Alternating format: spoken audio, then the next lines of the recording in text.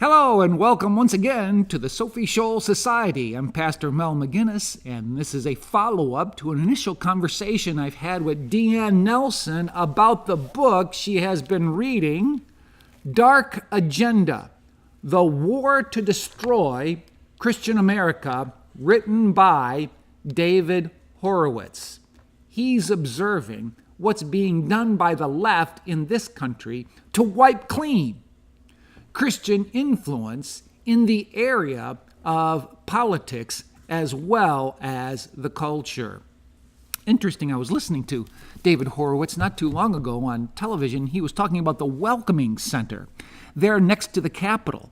And as he described what he saw, he noticed that in this image of the Constitution with the signers putting their signatures on the document, what was wiped clean was this phrase, "in the year of our Lord."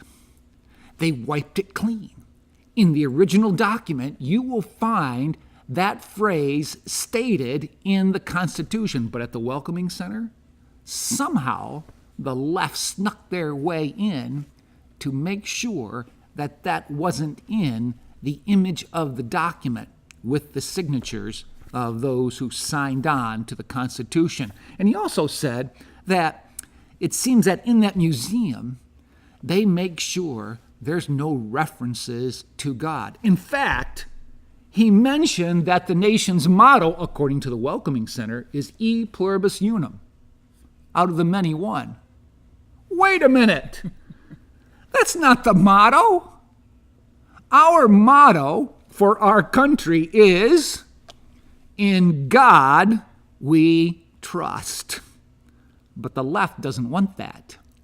They're trying to introduce, as they have successfully done, revisionist history. And when you get into revisionist history, you get into a revisionist constitution. And we have seen that take place here in our corner of the state, Chautauqua County, with a small country school named Clymer, a school district that has historically had baccalaureate within the school grounds or the school building itself. And at graduation, having an invocation and a benediction. This year, it's gone. No longer there. Why? Because an outside group, Freedom from Religion Foundation, forced its will upon that district so that the district said, okay, we won't do it. With me again is Deanne Nelson. Appreciate her being with me here. And Deanne, as you've noticed this situation in Clymer, what are your initial observations about it? Well, first of all, I was thinking about the person the disgruntled person who brought the complaint, because this is a tight-knit community. And I was thinking, woe to this individual if they find out who it is. How could that person do that to his own community? That's an interesting point. Didn't the tail wag the dog? I mean, didn't one complaint totally turn over something that has been historically and traditionally done? Yes. And it's interesting. I don't know who that person is. No. And I've come to find out, I haven't found out who that individual is, even in talking with somebody from Clymer. There still is this mystery but about somebody what is. Will find out. Somebody will know. Yeah, yes. yeah. And as you've been thinking about this situation in Clymer, you've mentioned that mysterious individual. What are some other thoughts you've had about it in relation to the book that you've read, Dark Agenda? Well, first of all, we have a very long history of exercising religious freedom in our country. It goes way back to 1620 in the Mayflower Compact. And this was, we had 170 years before they wrote the Constitution, but all this was used, all this information.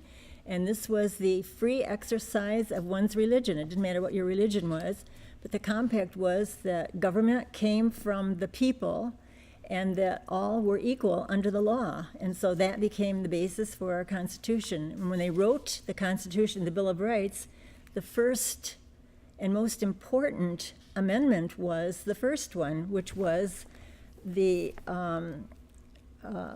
free expression, the free exercise of one's religion, and this is what is being attacked routinely by the left. So I was thinking about some of the comments, for instance, in the article that you wrote for the newspaper, that people were commenting and seemed to agree with a leftist agenda.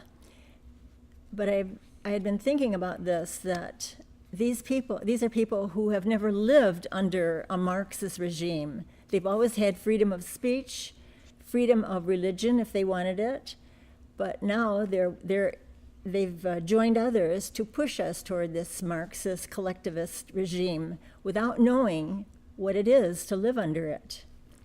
And so I think they're being deceived, and they're trying to deceive others with their actions.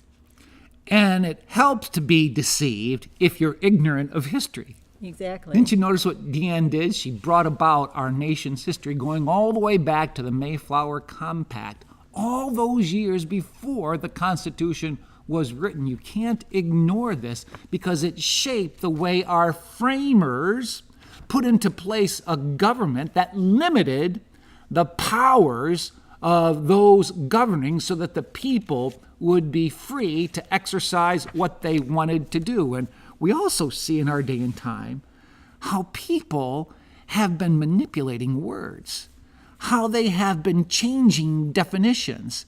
For example, I think people take this establishment clause and use it as a club to beat down expression.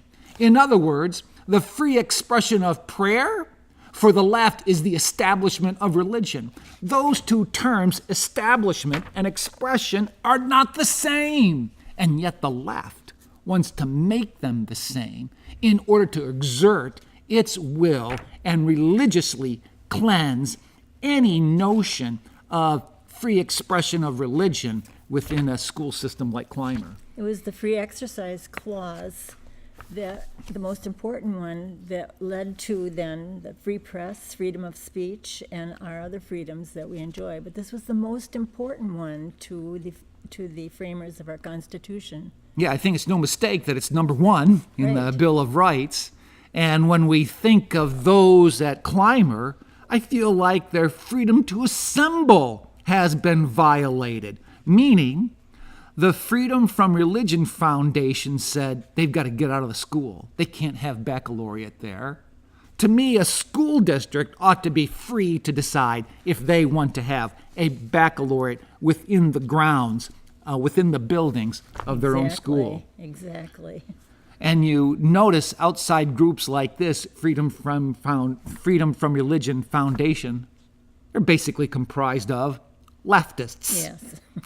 They want religion cleansed from America, and they want to use the force of government to do it. We can thank Justice Scalia, though. He was an originalist, and he was, in his writings, brought forth what was happening with the passage of these other laws that attacked our Constitution, because he said, we've gone too far, you've gone too far, this is not the purpose of government. We've bypassed important avenues where these complaints should have been aired first rather than going to the Supreme Court. Yes, the Supreme Court seems to be the go-to court for the leftists because, like you say, they can bypass what the Constitution puts in place for this to be decided in a democratic way. Now the Supreme Court acts like a group of oligarchs or super legislators to override what a school district like Clymer wants to be free to do. And these are unelected people who are on the Supreme Court. But we can see now why there was such an uproar about Kavanaugh coming onto the Supreme Court, because he was regarded as an originalist. We hope that he will be. Yes, we do hope that he will be. The jury's still out on that one. And if he is, what you will see is the power of the federal government being restrained so that the citizens of a place like Clymer can become bigger, rather than what we see in a Supreme Court dominated by leftists that make the citizens smaller. Right, so climber can make their own decisions about what they want to do for their graduation ceremonies. Shouldn't that be the American way? Let school districts decide what they want to do, rather than bureaucrats and judges in Washington deciding it for them. Again, thank you for joining me and Deanne for another edition of the Sophie Scholl Society. Join us the next time when we bring those two forbidden subjects, religion and politics, into the public square.